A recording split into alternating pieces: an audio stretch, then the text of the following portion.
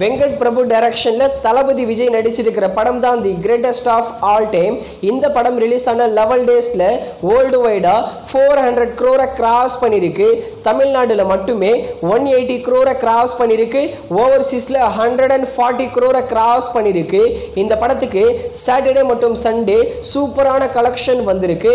ஃபைனலா இந்த கோட் படம் எவ்வளோ கலெக்ட் பண்ண போகுதுன்னு வெயிட் பண்ணி பார்க்கலாம். அடுத்ததா தளபதி 69 எச் வினோத் டைரக்ஷன்ல தளபதி நடிக்க போற படம். இந்த தளபதி 69 படத்துல ஹீரோயினா பூஜா ஹெக்டே தான் நடிக்க அதிகமான சான்சஸ் இருக்கா. இந்த தளபதி 69 படத்தோட ஷூட்டிங்கை அக்டோபர் ஃபர்ஸ்ட் வீக்ல ஸ்டார்ட் பண்ண போறாங்க.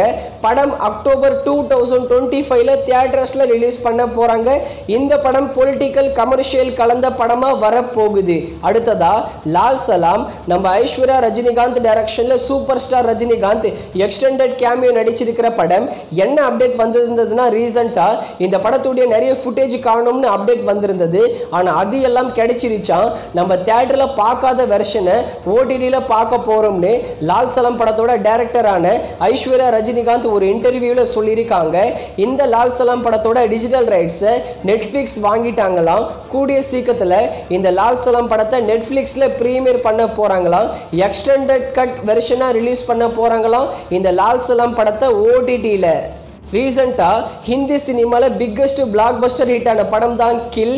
இந்த கில் படத்தை தமிழ் மற்றும் தெலுங்கு லாங்குவேஜில் ரீமேக் பண்ண போறாங்க. இதில் ஹீரோவா நம்ம ராகவா லாரன்ஸ் தான் நடிக்க போறாராம். இந்த படம் தமிழ் மற்றும் தெலுங்கு லாங்குவேஜில் வரப்போகுது. இந்த படம் ராகவா லாரன்ஸ்க்கு 25th மூவி. அடுத்ததா மூக்குத்தி அம்மன் 2 இந்த படத்துடைய அஃபிஷியலான அனௌன்ஸ்மெண்ட் இன்னைக்கு சாயந்தரம் 6 PM சொல்ல போறாங்களாம். யார் இந்த படத்தை டைரக்ஷன் பண்ண போறாங்கன்னு வெயிட் பண்ணி பார்க்கலாம்.